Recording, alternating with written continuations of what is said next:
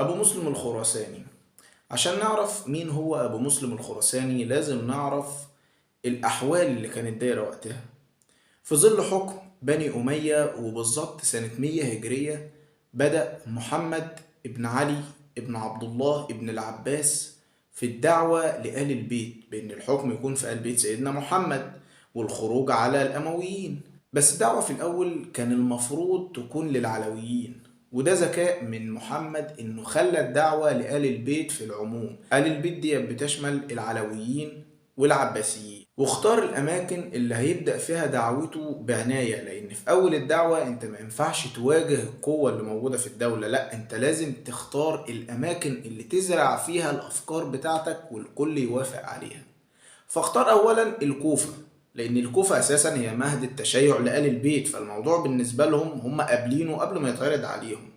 واختار بعد كده خراسان.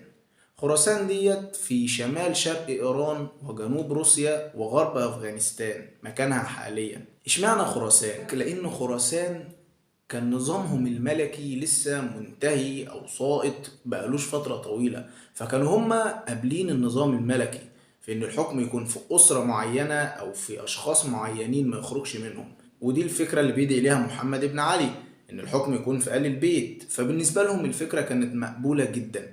زائد، وركز في الحتة دي، إن سيدنا الحسين بن علي رضي الله تعالى عنه وأرضاه اتجوز من شهر بنوة بنت يزدجرد الثالث آخر ملوك الفرس الساسانيين، فتقدر تقول إن هم كانوا شايفين إن ليهم الحق في الحكم عن طريق آل البيت. زائد التهميش اللي تعرض له أهل خراسان من الأمويين اللي اعتمدوا بشكل أساسي في إقامة دولتهم على العنصر العربي. وفي خراسان بقى ظهر الشخص اللي احنا المفروض هنتكلم عنه، أبو مسلم الخراساني. أبو مسلم اختلفت المصادر في أصله، فاتقال إنه عربي، واتقال إنه كردي، واتقال إنه خراساني، لكن على الأغلب هو ما كانش عربي.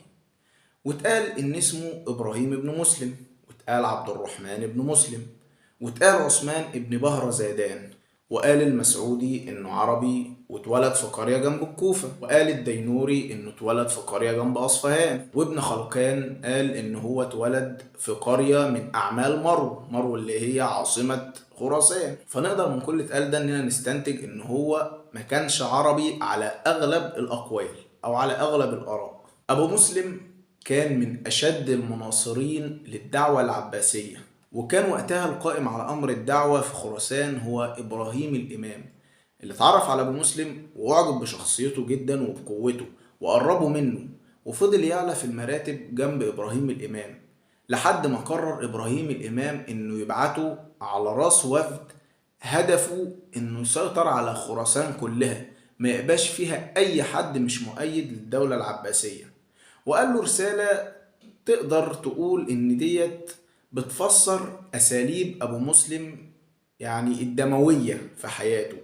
جه فيها: إن استطعت ألا تدع في خراسان عربيا فافعل، فأيما غلام بلغ 5 أشبار تتهمه فاقتله. بمعنى سيب ايدك، ابطش براحتك، احنا لسه في اول دولة والدم مطلوب. ده كان معنى الرسالة، ده مش رأيي. اتوجه ابو مسلم لخراسان وبدأ يدعي كل الناس اللي حواليه، وبالفعل معظم الناس اللي حواليه استجابوا ليه، واللي ما استجابش كان عقابه معروف. ولما أحس أبو مسلم إنه خلاص بقى عنده القوة اللازمة اللي يقدر بيها يواجه قوة الدولة الأموية، أمر بمخالفة بني أمية في كيفية أداء صلاة العيد. حاجة زي دي جذبت ليه نصر ابن صيار، اللي هو كان والي خراسان أو أمير خراسان وقتها، فبعت له بعض الجند اللي أبو مسلم ما وجدش أي عناء إن هو يدوس عليهم. وظهرت قوة أبو مسلم اللي كان تقريبا مصر ما يعرفش عنها حاجة، فأدرك إن هو مش هيقدر يواجهه لوحده بالقوة اللي موجودة معاه، فبعت للخليفة مروان ابن محمد يستنجد بيه. بس في وقتها كانت الدولة الأموية فيها اللي مكفيها، كان كل اللي يهب ويدب يعمل لها مشاكل داخليا. فالخليفة بعت له قال له أنا ما عنديش اللي أبعته لك، فأدرك إنه خلاص مش هياخد العون من الخليفة، فبعت لابن عمر والي العراق يطلب منه إنه يبعت له رجالة أو جنود، فقال له نصا ليس عندي رجل، ما عنديش عدد أبعته لك. فهنا أدرك نصر إنه هيواجه أبو مسلم لوحده، وبالفعل واجهه، وكانت نتيجة المواجهة محتومة.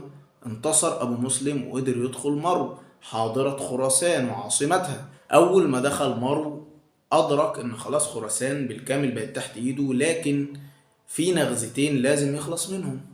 الأولى هو الشيباني اللي كان بيتحكم في جند كتير من ربيعة، وكان مش موافق إن الحكم يكون في العباسيين أساسا، فواجهه أبو مسلم وقدر جنده إن هم يقتلوه.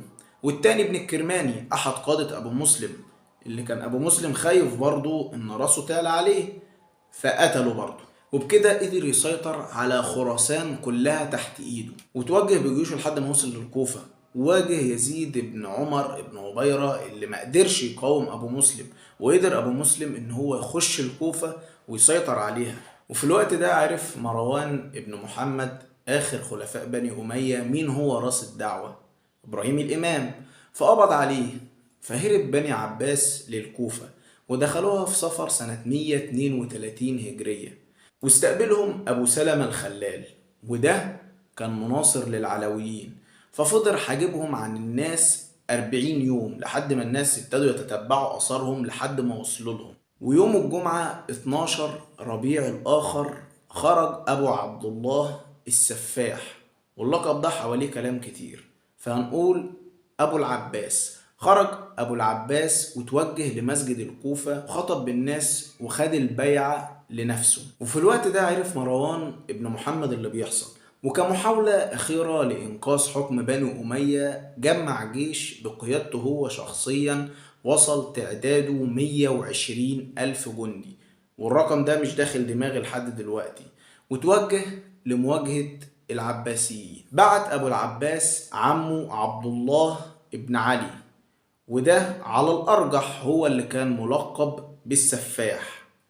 وعبد الله بن علي قدر ان هو يبيد جيش مروان بالكامل، لا وتتبع الهاربين منه لحد ما اتقتل مروان نفسه في مصر. بلغ من بطش عبد الله ابن علي اللي هو عم ابو العباس انه عمل مذبحة في فلسطين اسمها مذبحة فطرس، وفيها اباد بني امية بالكامل، وخد الجرحى اللي على وشك الموت وامر بفرشهم على الارض وفرش سجاد فوقهم، وقعد وكل فوقهم، ولما خلص قال والله ما أكلت أطيب من هذه الأكلة. وبموت مروان بن محمد ينتهي حكم الدولة الأموية، وسنة 132 يبدأ حكم الدولة العباسية، ولمدة 5 قرون 500 سنة.